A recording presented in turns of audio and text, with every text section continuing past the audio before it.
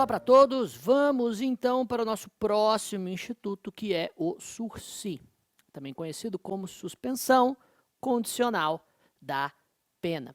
O instituto que no direito brasileiro estava em desuso até o momento em que a Lei Maria da Penha mudou o cenário jurídico-penal na prática, ressuscitando, trazendo das cinzas esse Instituto do Direito Penal, que desde a reforma do final da década de 90, que repaginou as penas restritivas de direito no nosso ordenamento jurídico, estava em desuso, em franca inaplicabilidade. Vamos entender por quê.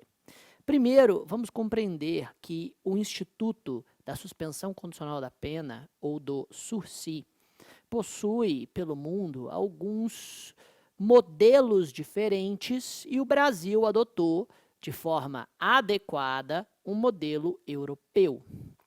E eu digo de forma adequada porque, infelizmente, a gente percebe no direito brasileiro uma tendência, principalmente vindas de parlamentares que querem copiar uma espécie de eficientismo norte-americano. A gente vê muito frequentemente a adoção de institutos que não são tão compatíveis assim com o sistema jurídico romano-germânico. E o direito penal brasileiro vira uma colcha de retalhos de institutos que simplesmente não servem para a nossa realidade jurídica. Mas quais são, então, esses sistemas? Bom, nós temos o sistema anglo-americano, que é o mais famoso de todos, é o chamado Probation System, no qual há a submissão do réu a um período de prova após o reconhecimento de sua responsabilidade, mas sem a imposição de pena. E, portanto, no sistema anglo-americano, o indivíduo, muitas vezes, faz uma espécie de plea bargain e sua culpabilidade é reconhecida, ele, portanto, é condenado, mas não se aplica a pena. Não se tem aqui propriamente um SURSI tal qual é no direito brasileiro, porque não se tem o processo propriamente dito, mas uma espécie de acordo que permite o reconhecimento da culpa e, portanto, da responsabilidade, sem a imposição da pena privativa de liberdade. Temos também o Probation of First Offenders Act, na qual a suspensão prematura da ação penal ocorre sem reconhecimento da responsabilidade do acusado, com o inadimplemento de condições, prossegue-se o processo. A Probation of First Offenders é muito semelhante à nossa suspensão condicional do processo, que é chamado na prática de SUSPRO. E com todo respeito, SUSPRO é um nome horroroso, mas tudo bem, né? Vamos lá. SURSI, pelo menos, é o nome que se utiliza na França e na Bélgica. Agora, SUSPRO é uma portuguesação de abreviaturas de suspensão condicional do processo. Assim, nossa, horroroso, horrível. Mas tá, vamos lá. A Probation of First Offenders Act é muito próximo à suspensão condicional do processo, e o nosso acordo de não persecução penal está entre o Probation System e o Probation of First Offenders Act, já que no acordo de não persecução penal ocorre, sim, um negócio jurídico pré-processual entre Ministério Público e suposto autor do fato, e a partir desse negócio jurídico existe a submissão do réu a uma série de negócios jurídicos, né, uma série de obrigações que vão desde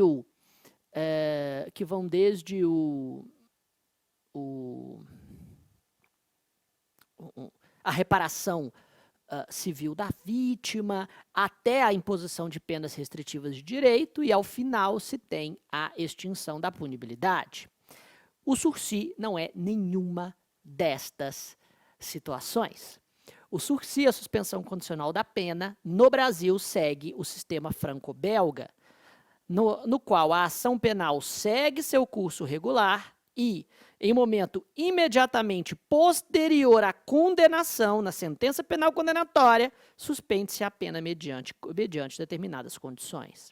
Assim sendo, nós podemos conceituar o SURSI como a suspensão da execução de uma pena privativa de liberdade, mediante condições, com a finalidade de se evitar a prisão de curta duração. Então, vejam, temos no sistema franco-belga adotado pelo Brasil a suspensão da execução da pena privativa de liberdade após a condenação regular, suspensão esta que ocorre mediante condições, para se evitar a prisão de curta duração. Para se evitar a prisão de curta duração.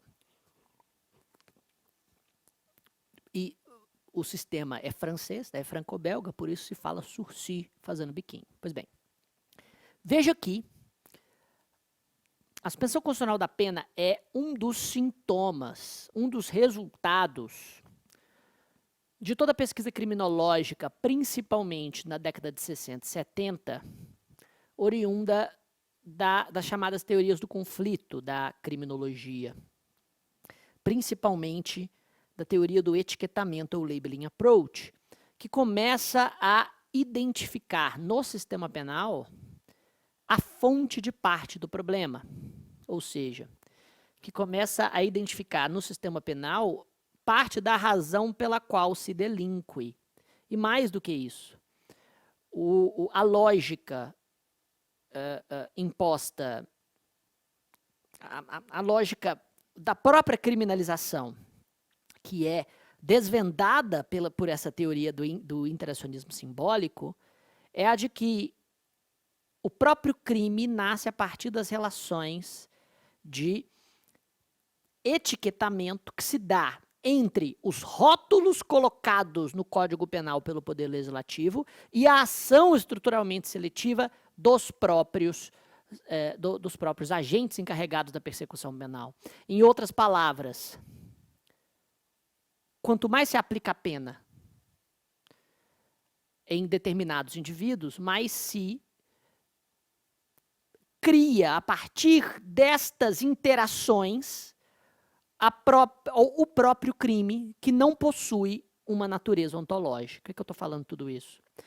Porque a lógica do sursis vem da ideia de que a prisão e as cerimônias degradantes do sistema penal, principalmente depois da condenação, acabam contribuindo para o aprofundamento do papel criminoso e da rotulação colocada no criminoso a partir dos próprios mecanismos de persecução penal, e o mergulho no papel, né, o role engulfment, como dizem os ingleses, no sentido de que se evitar a prisão de curta duração costuma ter um impacto positivo no aprofundamento das carreiras criminais. E por isso começa a surgir, a partir dos resultados dessa pesquisa criminológica, a de que o sistema penal realiza um papel na produção e reprodução da própria realidade criminosa a partir dos seus sistemas e das suas cerimônias degradantes, e que o próprio crime, muitas vezes, é assim reconhecido, e o papel das carreiras criminosas nascem a partir desse interacionismo simbólico. O sursis vem como uma espécie de solução, ainda que parcial, a esse dilema. Vamos evitar a prisão curta, porque aí pelo menos a gente evita o aprofundamento das carreiras criminosas. No Brasil, o sursis ficou por muito tempo, eu diria, né, de 1984 a 1998, como um dos principais institutos que visavam despenalizar ou pelo menos evitar a pena privativa de liberdade, já que a substituição de pena privativa de liberdade por pena restritiva de direitos só ocorria em raríssimas ocasiões legalmente previstas.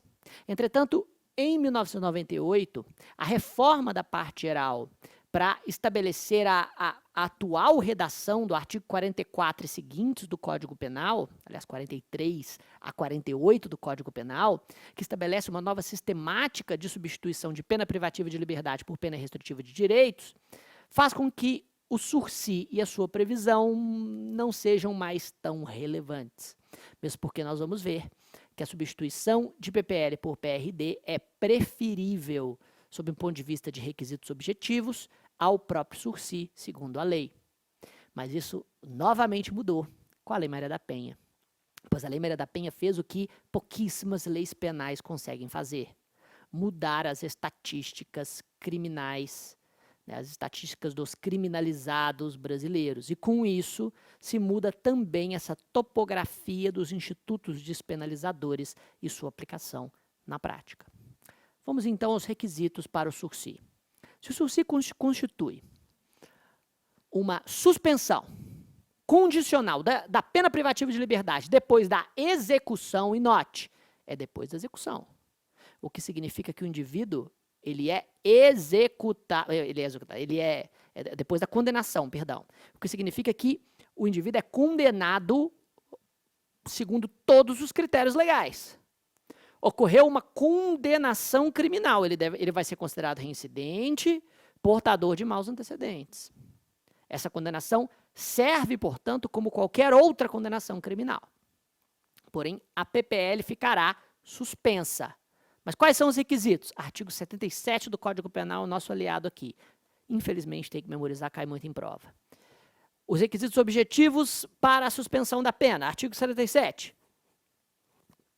A execução da pena privativa de liberdade não superior a 2 anos poderá ser suspensa por 2 a 4 anos, desde que... Veja, no caput do artigo 77, nós já temos o primeiro requisito. A execução da pena privativa de liberdade não superior a 2 anos. Por isso, a pena aplicada na sentença não pode ser maior que 2 anos para ser suspensa. E o período de prova, ou seja, o período no qual o indivíduo deve passar pelas condições, é de 2 a 4 anos. Mas note que até isso recebe, de certa maneira, uma mitigação, que está no parágrafo 2º do mesmo artigo 77, que diz: a execução da pena privativa de liberdade não superior a 4 anos poderá ser suspensa por 4 a 6 anos, desde que o condenado seja maior de 70 anos ou razões de saúde justifiquem a suspensão. Então, se o primeiro requisito para a suspensão constitucional da pena é um valor, uma quantidade de pena na sentença, precisamos compreender que essa quantidade é, via de regra, 2 anos. Se a pena for maior que 2 anos, não pode ter sursi. Mas esta pena pode ter uma janela maior, 4 anos,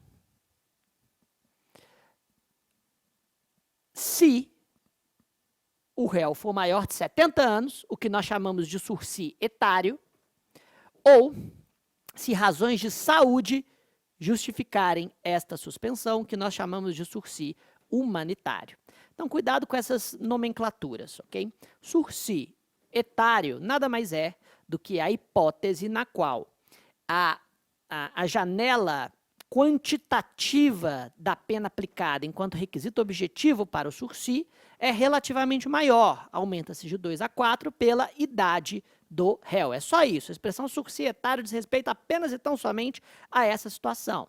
E o sursi humanitário diz respeito a situações em que o réu, por razões de saúde, tem sua pena suspensa, o que também aumenta a janela de possibilidades do sursi quanto à quantidade de pena aplicada de 2 para 4 anos.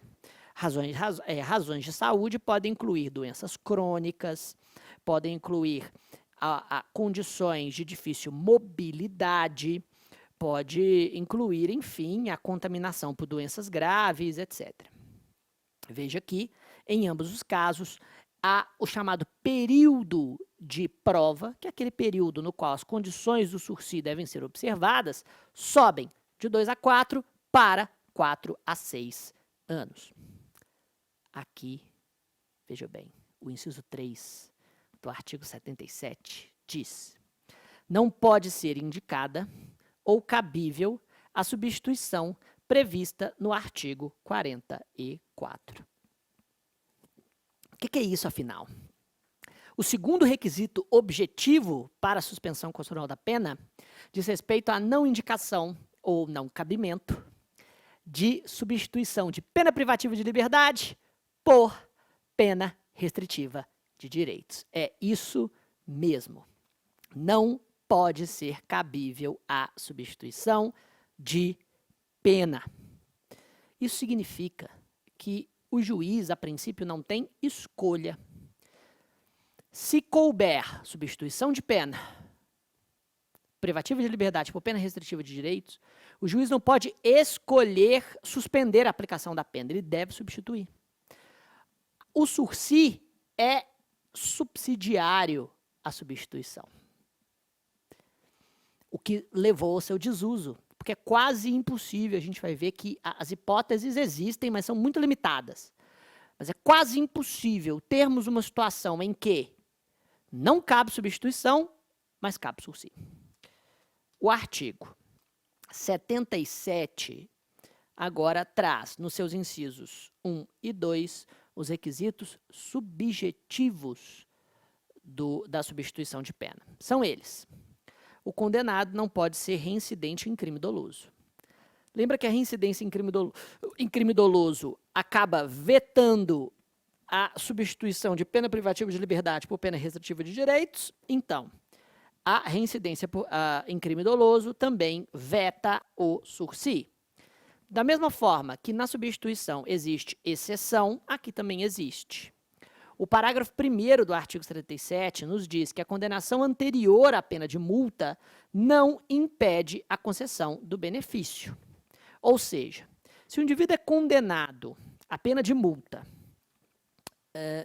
em uma condenação anterior, seja uma multa isolada por fruto de uma contravenção penal, seja uma multa substitutiva, né, uma pena privativa de liberdade que é menor do que 1 ano e é substituída por uma multa, não haverá impossibilidade de se aplicar esse sursi, ainda que o indivíduo seja reincidente por crime doloso, ainda que o crime anterior seja doloso.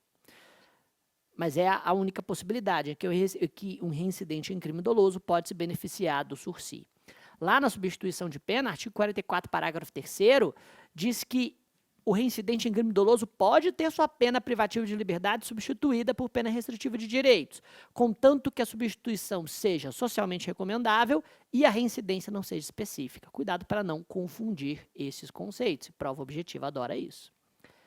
O inciso 2 vai dizer que também é requisito que a culpabilidade, os antecedentes, a conduta social, a personalidade do agente, bem como os motivos e as circunstâncias autorizem a concessão do benefício. Ou seja, de novo, o juízo de suficiência a partir da análise das circunstâncias judiciais. É isso mesmo, o juiz as circunstâncias judiciais devem ser reanalisadas. Tudo de novo, o juiz analisa as circunstâncias no momento de aplicar a pena base, analisa as circunstâncias no momento de fixar o regime inicial, analisa no momento de substituir pena privativa de liberdade por pena restritiva de direitos e observa de novo no instante em que verifica a possibilidade de sursi. Ótimo. Esses são os requisitos. Agora eu pergunto para você. Você está apto a responder. Em qual situação descabe substituição de pena privativa de liberdade por pena restritiva de direitos? Em qual situação não é cabível substituição de pena privativa de liberdade por pena restritiva de direitos, porém, cabe sursi? Em qual? E eu respondo: nos crimes praticados com violência ou grave ameaça à pessoa,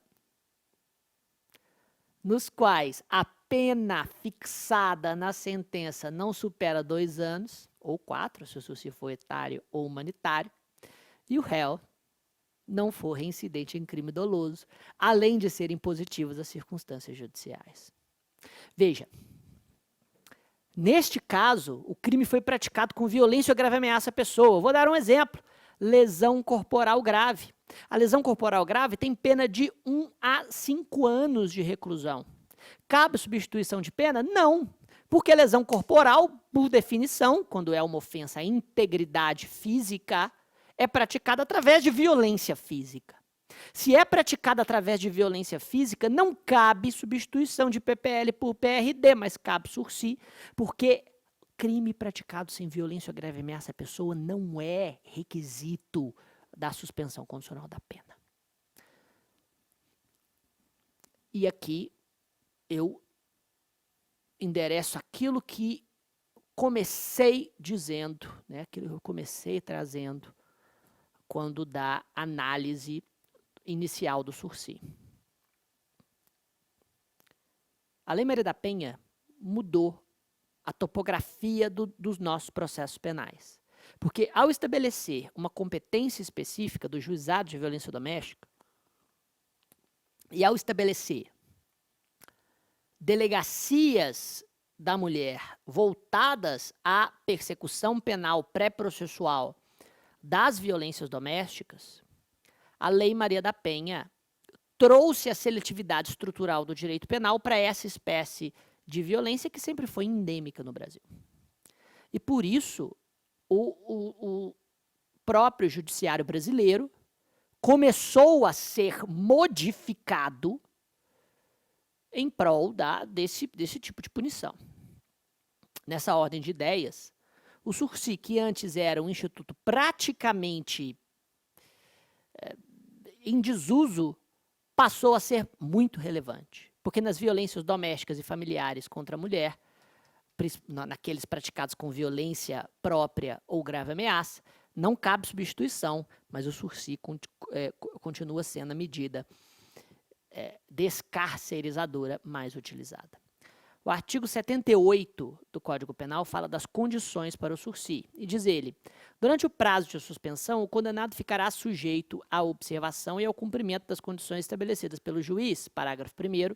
No primeiro ano do prazo, deverá o condenado prestar serviço à comunidade ou submeter-se à limitação de final de semana. O parágrafo 1º traz a chamada condições para o, já está aqui, Sursi simples.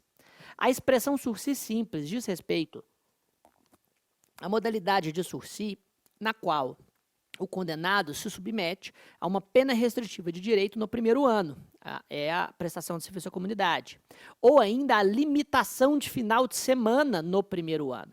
Essa é a regra geral de todo o Sursi, e por isso a suspensão nem sempre é mais interessante que a substituição.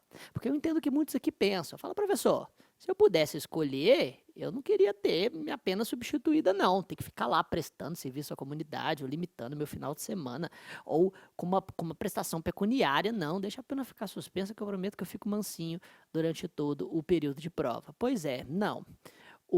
A lei afirma que você deve também prestar serviço à comunidade no primeiro ano ou ter seu final de semana limitado. Mas existe o chamado Sursi especial.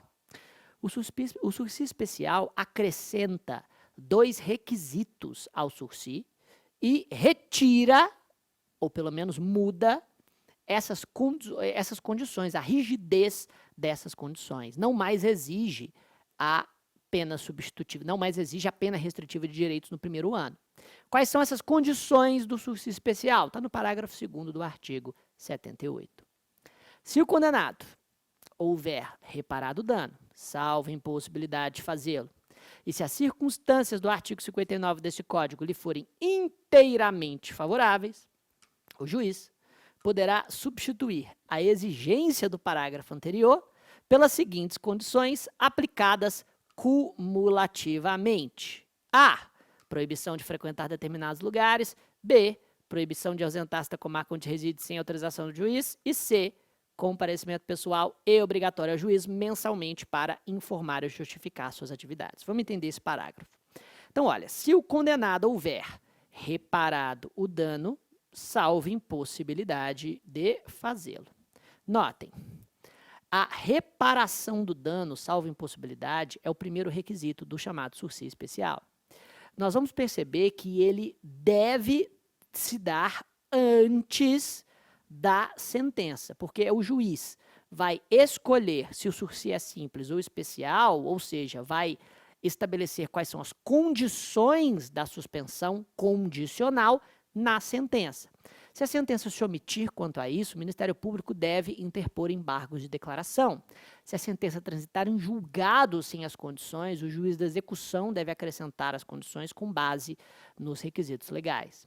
Então, essa reparação do dano deve ocorrer via de regra antes da sentença ou antes do acórdão condenatório que estabelecer as condições do sursi. Mais do que isso, as circunstâncias do artigo 59 devem ser inteiramente favoráveis. E, nesse contexto, o agente não será submetido à limitação de final de semana ou prestação de serviço à comunidade, mas apenas estas proibições, que, sinceramente, na prática, mal são fiscalizadas. A proibição de frequentar determinados lugares, a fiscalização é praticamente mínima, a não ser que se utilize monitoramento eletrônico, que no sursi é muito improvável. A proibição de ausentar-se na comarca onde reside sem autorização do juiz, de novo, normalmente não se fiscaliza, a não ser que se viole essa última, que é o comparecimento pessoal e obrigatório ao juízo mensalmente para informar e justificar as suas atividades, o que basicamente consiste no comparecimento do réu em juízo mensalmente para assinar uma lista de presença, que é, enfim, uma lista que basicamente contém apenas a assinatura do indivíduo para provar que ele não está se evadindo da justiça. Com relação à proibição de frequentar determinados lugares, eu me lembro, já advoguei para uma senhora que criava pássaros da fauna silvestre brasileira em cativeiro, que ela herdou do marido, e do falecido marido, inclusive, e no momento de receber a suspensão condicional, o mesmo modelo da sentença, que vem igual para todo mundo, os mesmos lugares, o ideal é que os lugares sejam pertinentes, os lugares proibidos, cuja frequência é proibida pela sentença, sejam pertinentes com a natureza do crime, não é? Então, o cara brigou no estádio de futebol, está proibido de frequentar os estádios no jogo do seu time durante todo o período da suspensão condicional. Beleza, faz todo sentido. Agora, o que sempre tem nas decisões, proibição de frequentar os seguintes lugares: bares, casas de shows e prostíbulos. Sim, e tinha lá prostíbulos, uma senhora de 77 anos, ela olha, quem que a juíza pensa que eu sou? Eu não, ela não pensa que a senhora é nada, o juiz nem sabe quem a senhora é, isso aqui está no modelo, o estagiário preencheu, justiça é assim mesmo. Pois bem, o artigo 79 vai dizer que o juiz ainda poderá especificar outras condições a que fica subordinada a suspensão, desde que adequadas ao fato e à situação pessoal do condenado. 80. A suspensão não se estende às penas restritivas de direito, nem à multa. PRD e multa não são suspensas. Ótimo. O artigo 81 também vale a pena conhecer profundamente, que é o da revogação obrigatória. Diz a lei, a suspensão será revogada se, no curso do prazo, o beneficiário, inciso 1, é condenado em sentença irrecorrível por crime doloso. Veja, essa condenação por crime doloso, quando transita em julgado, leva à revogação obrigatória do sursi. Não importa a data da prática do crime. O crime não precisa ter sido praticado, atenção para provas objetivas. O crime não precisa ter sido praticado durante o período de prova do sursi. Basta que o trânsito em julgado ocorra durante esse período. 2. Frustra, embora solvente, a execução da pena de multa. Esta causa de revogação obrigatória não mais permanece vigente, segundo a doutrina majoritária. E por que não? Porque a frustração da pena de multa não pode levar à chamada reconversão indireta da multa em pena privativa de liberdade. Somente a pena restritiva de direitos pode ser reconvertida em pena privativa de liberdade. A multa não. Isso porque, se o não pagamento da pena de multa levasse à prisão, estaríamos, obviamente, punindo pessoas pobres com a prisão e pessoas ricas com a perda de parte do seu patrimônio, o que violaria o princípio da isonomia. Assim sendo, a multa não paga não pode ser reconvertida em pena privativa de liberdade, de maneira direta ou indireta. Se a frustração da pena de multa levasse à revogação do sursi, isso seria uma reconversão indireta da multa em prisão e, portanto, isso não mais se permite no ordenamento jurídico brasileiro. Entretanto, se o indivíduo não efetua sem motivo justificado a reparação do dano, temos sim a revogação obrigatória do sursi. O ideal é que o juiz fixe na sentença um prazo para que o dano seja reparado. Se o dano não for reparado nesse prazo por motivo injustificado, o sursi será revogado. Ou ainda, quando ele descumpre a condição do parágrafo 1º, ou seja, quando não presta serviço à comunidade durante o período de prova. Durante o primeiro ano do período de prova. O parágrafo 1º do artigo 81 fala da revogação facultativa, que diz respeito à condenação definitiva por crime culposo ou contravenção, a que o juiz deve escolher se revoga ou não. O parágrafo 2º diz que se o beneficiário está sendo processado por outro crime ou contravenção, considera-se prorrogado o prazo de suspensão até o julgamento definitivo do crime, justamente para verificar se o sursi será revogado ou não. E veja, a revogação do sursi leva ao cumprimento integral da pena.